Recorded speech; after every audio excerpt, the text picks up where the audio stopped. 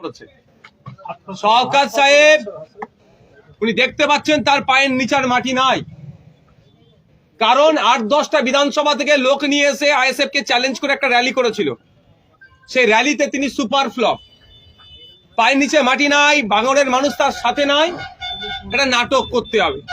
আমি তো চাই এটা ন্যাশনাল ইনভেস্টিগেশন এজেন্সিকে দিয়ে তদন্ত করা হোক, কারণ বোমার কথা এখন উল্লেখ হচ্ছে, এক্সপ্লোসিভ যখন ব্যবহার হচ্ছে এখানে এনআইএ তদন্ত করুক, যদি আইএসএফ এর ছেলেরা এর সাথে যুক্ত থাকে তাকে তুলে নিয়ে চলে যাক, দেখবেন দুধকে দুধ পানিকে পানি হয়ে যাবে। একাধিক কারণ আছে, গোষ্ঠীদ্বন্দ্বের শিকার হয়েছে কি সেটাও প্রশ্ন থেকে যাচ্ছে। তবে আমার সব থেকে বেশি সন্দেহ হচ্ছে নিজের ওপরে নিজেই অ্যাটাক করিয়ে আইএসএফ এর নিরীহ সাধারণ ছেলেদেরকে এই রমজান মাসে পুলিশি হয়রানি করানোর চেষ্টা হচ্ছে। তবে প্রশাসন নিরপেক্ষ তদন্ত করবে। প্রশাসন যদি মনে করে যে এই শওকত সাহেবের কথা শুনে একে ওকে নামে মামলা দিয়ে একে ওকে ডিস্টার্ব করব, এতটুকু বলে রাখছি, অনেক সহ্য করেছি, আমি আর কিন্তু চুপ থাকবো না, একদম ছেড়ে কথা বলবো না। নাটক বার করব, থানার অদূরেই বোমাবাজি হচ্ছে, থানা জানে না, তাহলে তাহলে দুটো জিনিস হচ্ছে। শওকত মোল্লা সাহেব ক্যালকাটা পুলিশকে ফেলিওর বলছে, যে ক্যালকাটা পুলিশ একসময় স্কটল্যান্ড ইয়ার্ডের পরে চর্চা হতো, তাহলে সেই ক্যালকাটা পুলিশ আজকে ফেল। সঠিক তদন্ত হলে হয়তো দেখা যাবে শওকত সাহেব তার লোককে দিয়েই, আরে 12-13 খানা গাড়ি তিনি নিজে মুখে স্বীকার করছে, পুলিশের এসকর্ট আছে তার সাথে, তিনি নাকি জেট সিকিউরিটি পান, তারপরেও তার গাড়িতে মেরে দিল। এই নাটক হচ্ছে নাকি?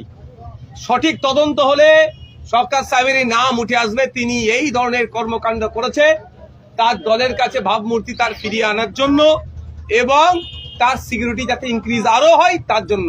লাস্টে কি অভিষেক ব্যানার্জি যে সিকিউরিটি নিয়ে ঘুরে, মমতা ব্যানার্জি যে সিকিউরিটি পান, সেই ধরনের শওকত সাহেব কি চাইছেন নাকি? এই নাটক হচ্ছে।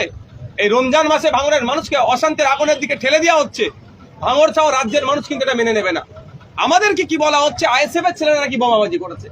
আরে আমাদের গরিব ছেলে 1 কিলো আপেল কিনতে গেলে 250 টাকা লাগছে, নাশপাতি 300 টাকা, শশা 60 টাকা, মুসাম্বি লেবু কলার ডজন আপনার 70 টাকা।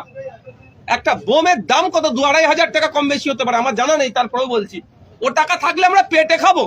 সারাদিন রোজায় আছি, সন্ধ্যাবেলা ঠিক করে ইফতার করতে পারছি না আমাদের ছেলেরা, আমরা বোম মারবো? মানুষকে বিভ্রান্ত করা হচ্ছে, প্রশাসনকে বিভ্রান্ত করা হচ্ছে।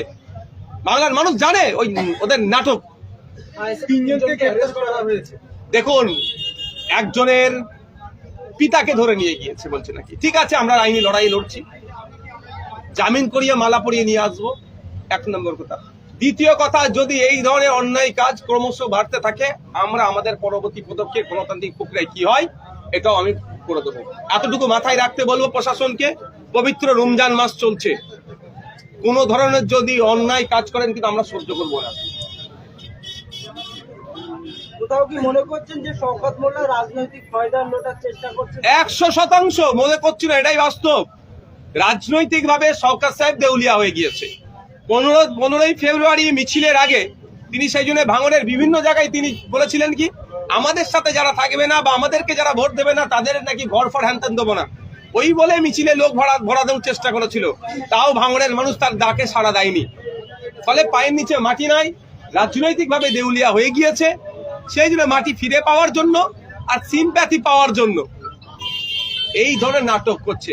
আর রেজ্জাক খাকে যারা খুন করলো, সেই আইএসএফ এর নামে দোষ দিয়েছিল, পরবর্তীতে প্রমাণ হয়েছে যে রেজ্জাক খাকে তার দলের লোকেরাই খুন করেছিল। এটাও যদি সঠিক তদন্ত হয়, বোমাবাজি যে চাক্করটা সঠিক তদন্ত প্রমাণিত হবে, যেখানেও শওকত সাহেবদের দলের বা তারা টোটালি যুক্ত।